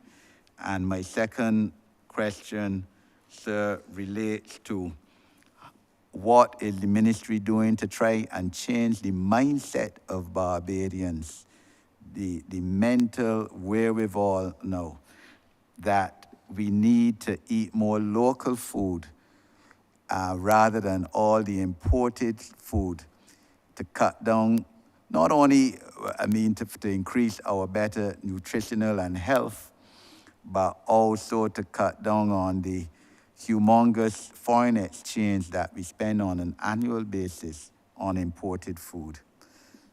Thank you, Mr. Chair. Very good, Honourable Member.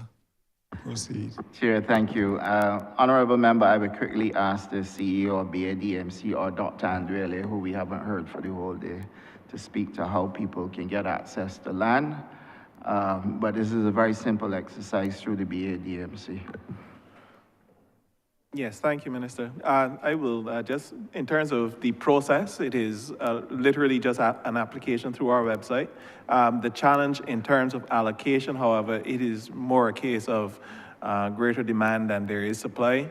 I will say that there is a effort under debate in relation to some lands from BACT, which is currently being wound down, to come over to the BADMC. The challenge is I couldn't give a firm timeline. There is a legal process that is undergoing.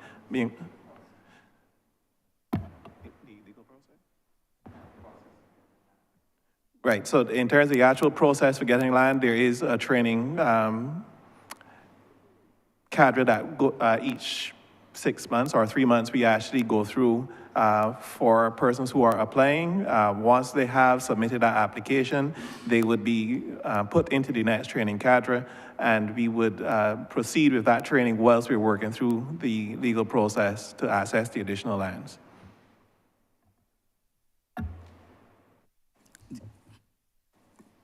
Just to be clear, you said an application to the BADMC website?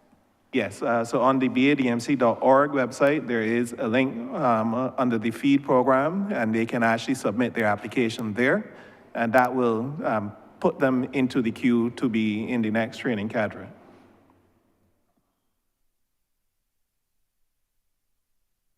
And how is the capacity now in terms of the land? Do we need more land, or do we have sufficient land available for the demand?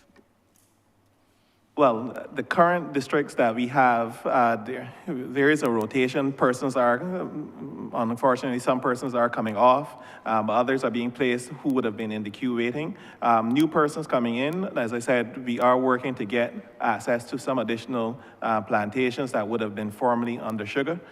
So we are hoping that that process will come to an end relatively soon. But again, I don't have the specifics as to when that will be announced, but once we do have that completed, we would be working to place persons as quickly as we could.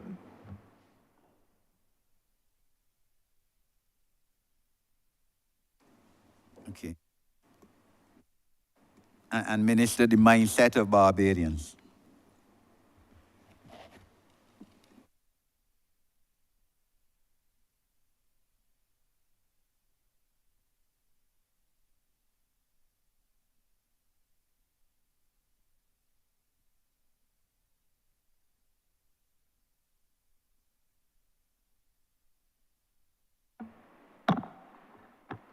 I think I'll just answer that other one because very quickly, I must admit that we've been tackling the issue of public education in a sporadic way. I don't think that we were as systematic as we should have been as a ministry in reaching out to the public to encourage them as much as we could to get involved in agriculture, to grow what they eat and to eat what they grow. There used to be a program, though, that was at the ministry that even predated my assignment there. But what I can tell you is that it is recognized, and we have budgeted for, it's like an education campaign with the help of a professional, and we're hoping that through that rollout in the coming financial year, that we would be more effectively and more systematically get across the word to Barbadians.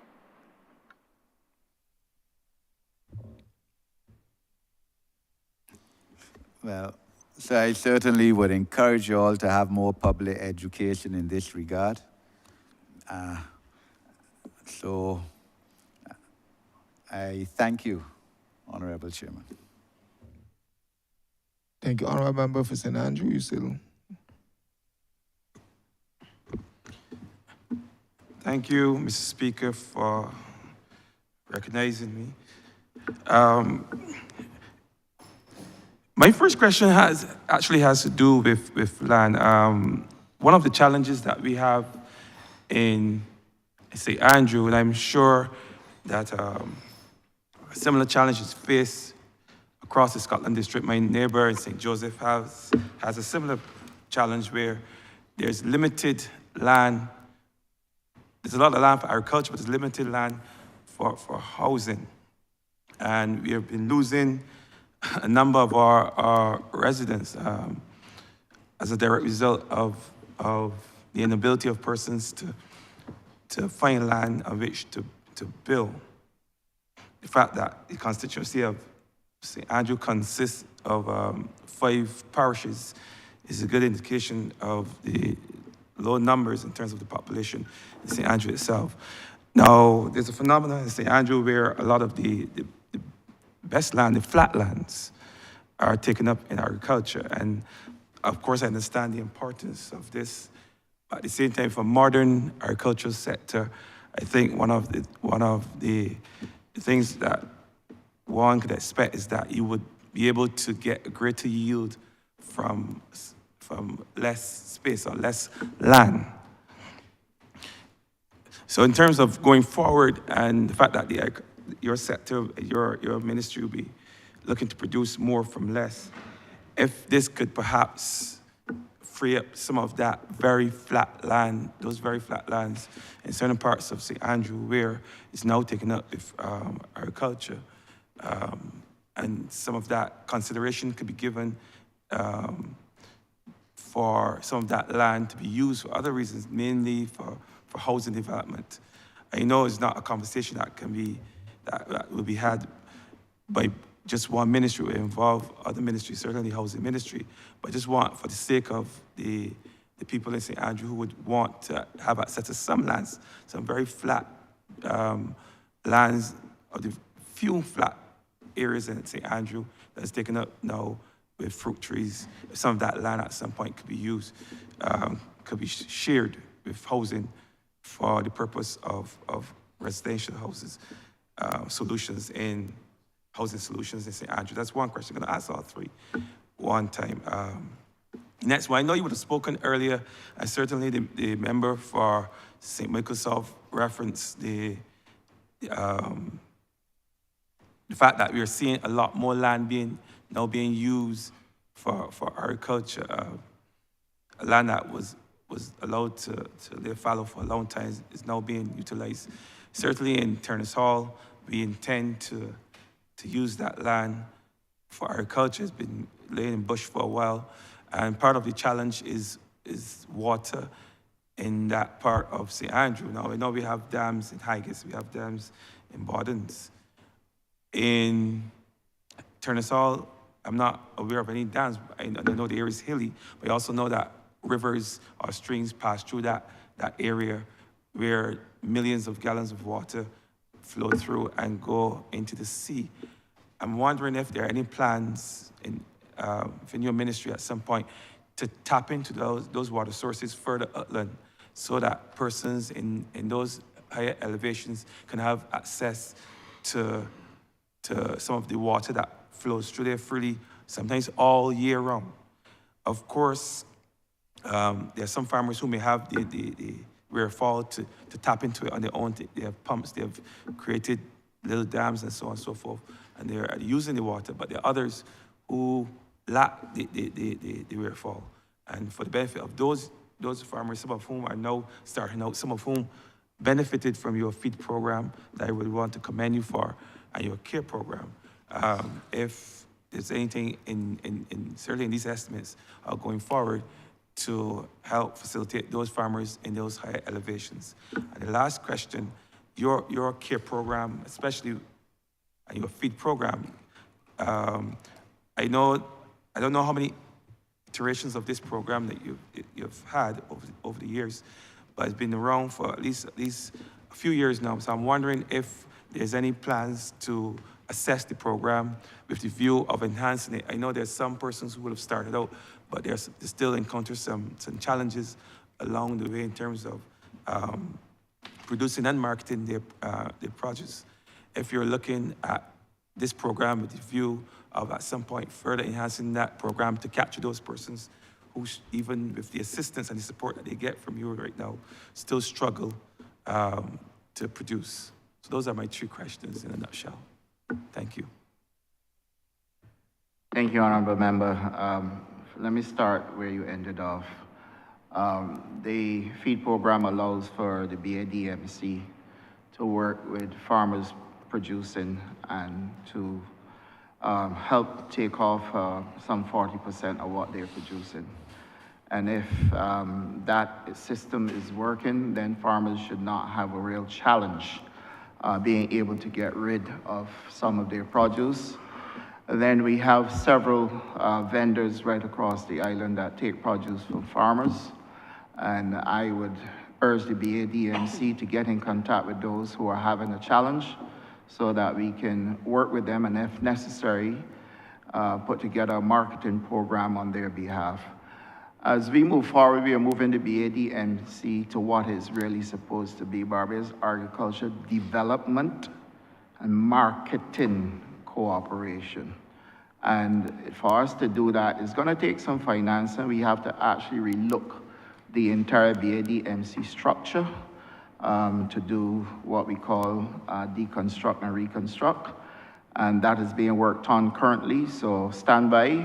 There's a lot to come. But let me say to you that there are small farmers that we are assisting with cultivation. We give them drip irrigation. We give them water connections. We cultivate the land for them. But you will find then that those farmers also still, after you've given them the planting material, and I've had instances of this, I don't really want to be misunderstood, but I think if this entire project is going to work, farmers need to recognize their role and responsibility as well. It is not a free-for-all exercise. So that when you reach the stage where people are now asking you to come and do the harvesting, you know that there's a huge misunderstanding of what the concept really is supposed to be. And that is where I'm urging the BADMC to drill down into what is happening and to make sure that there is clear communication between them and the farmers where this project is concerned. Yes, we have challenges with water, and we are working on how we can put reservoirs in place. I know that borehole testing is taking place at Mount Poyer, and we are going to do a mix of things to help farmers. To the answer of tapping into springs, yes, we have started a project tapping into the Springart River, and that can be replicated right across Barbados, but it is going to take some time for us to build out an entire water augmentation program, given our limited resources. So that I want to say yes to the honourable member, that we want to work with the constituents of St. Andrew, and certainly where Turner's Hall Woods is concerned, we will look at how we can deal with that, but I am cognizant of the fact that the Scotland District is one that we have to be careful with in terms of how we start to excavate and remove trees, etc. And maybe a greater conversation needs to take place with intercropping down that side of the island and what crops we can target. This is how we started off the feed program. And again, I'm going to say, let us sit down with everybody and fix this problem and make sure that we are all going forward on the same page.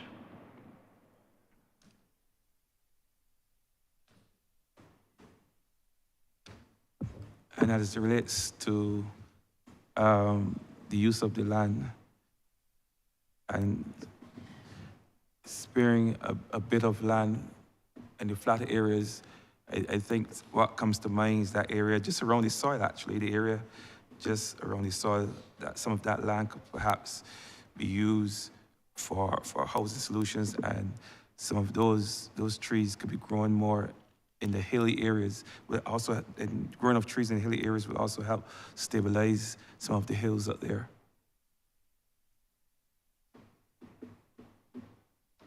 Honourable member, as I said, we can come back to the table and discuss these matters. I am not going to leave you stranded. You can rest assured. There is an orchard project that we have at Haggott's currently, and that project is well on the way. So we have to have a conversation as to how we can set about using flatlands at Haggott's compared to moving into higher lands. I've heard this at St. Andrew Speaks. It is something that we have to see how we can make it a reality by talking it through. So it is not just something that we can really move ahead on just because it is placed there. We have to get everybody to understand what is happening at Haggott's. We've invested in a reservoir there, and we need now to get a full understanding between us and the constituents there so that we are all on the same page where that orchard is concerned.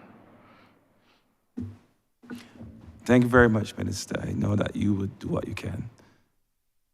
Appreciate it. Continue the good work.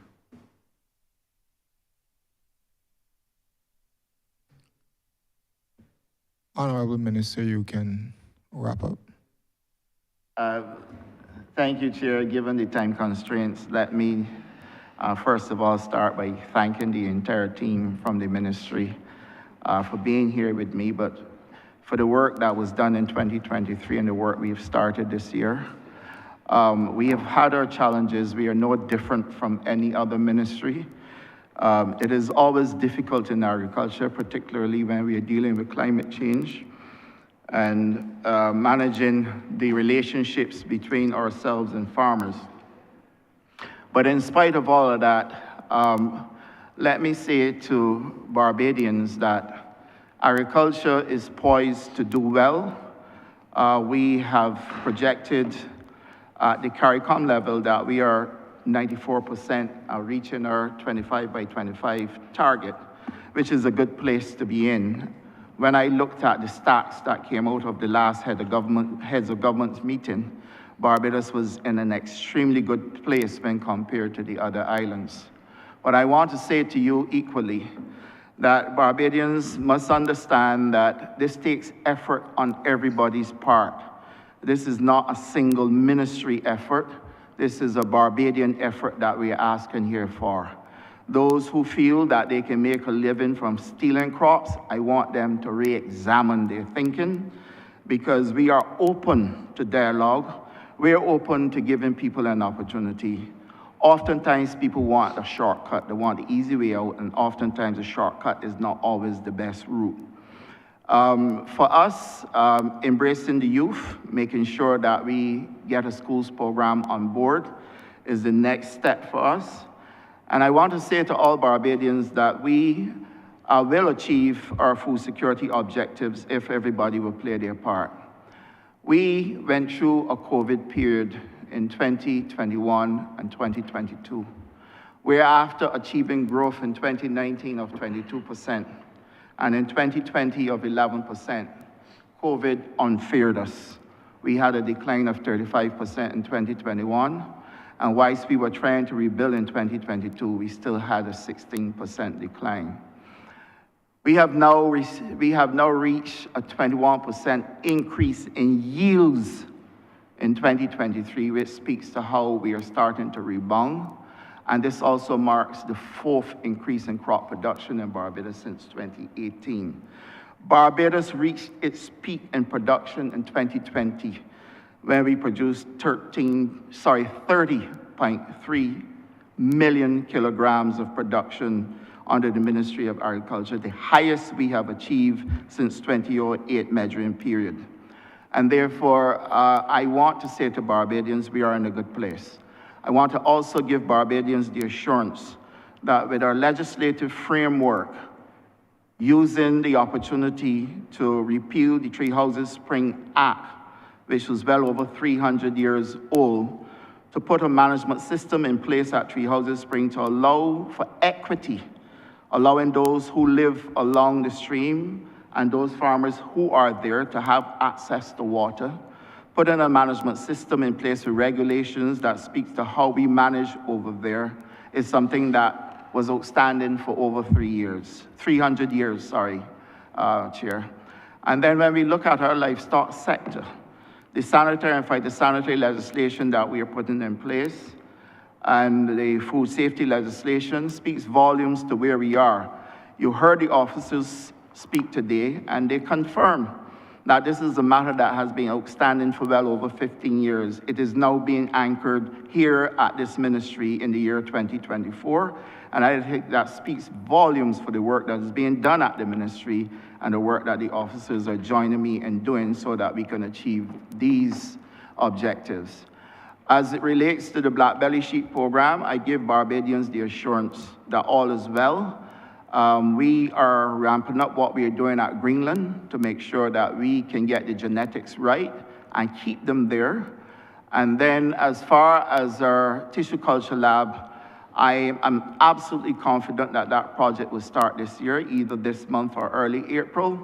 And therefore, Barbadians can rest assured that if our timelines are met with the delivery of this project, then the ministry will see a revolution taking place in agriculture as it relates to tissue culture, clean planting materials for farmers, and an expansion and growth within the sector because of the work being done through that tissue culture lab.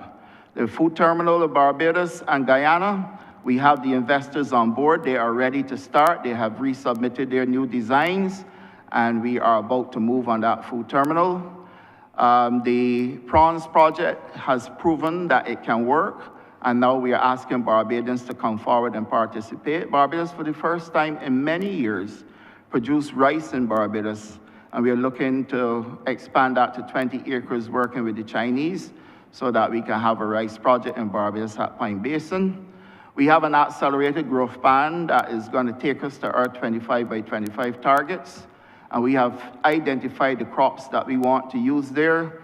And again, the ministry is forging ahead with making sure that we can achieve this by setting up a crop production unit, which will help us achieve this target.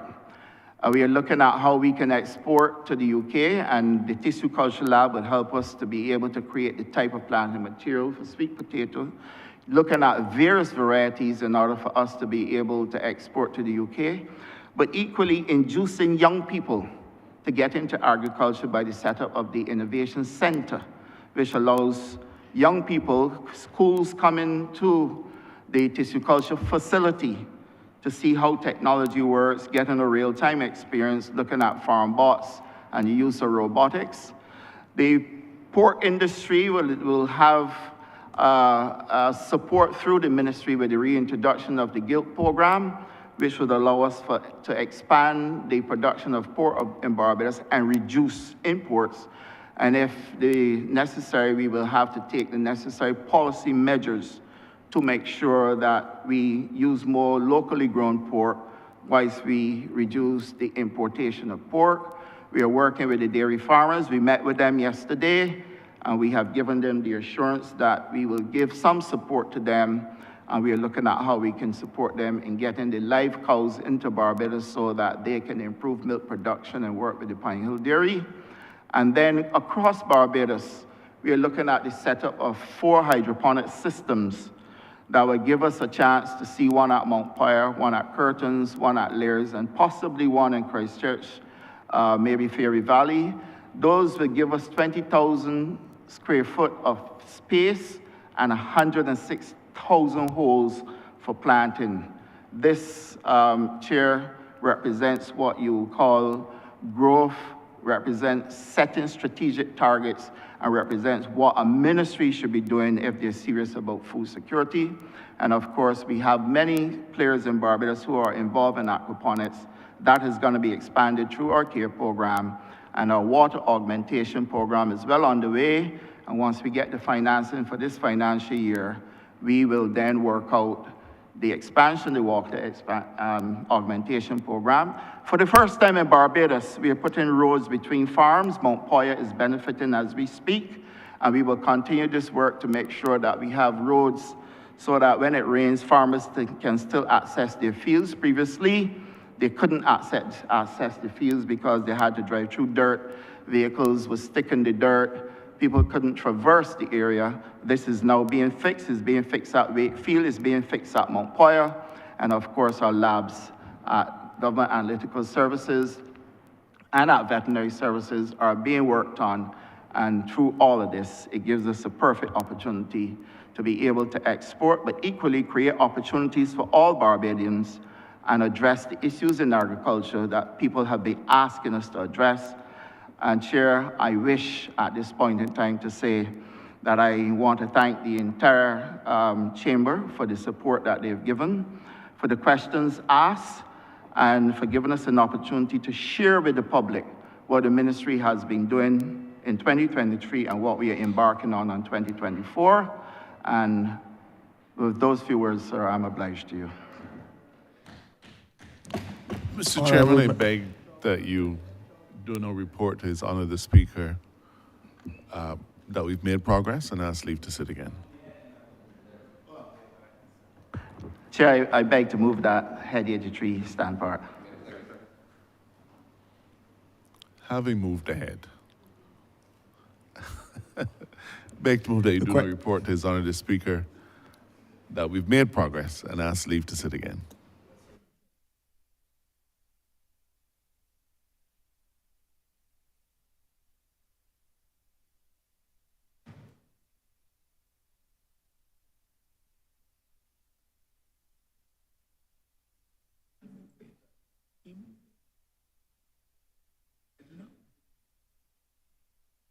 The question is that I do not report progress to His Honor the Speaker.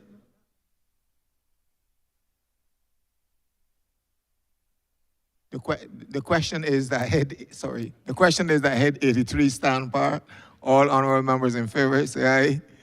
All members against, say no. Methinks the ayes have it. And the other question is that you do not report to His Honor the Speaker that we've made progress. And the question is that I do not report progress to His Honor the Speaker and beg for leave to sit again. All honorable members in favor, say aye. All members against, say no. Methinks the ayes have it.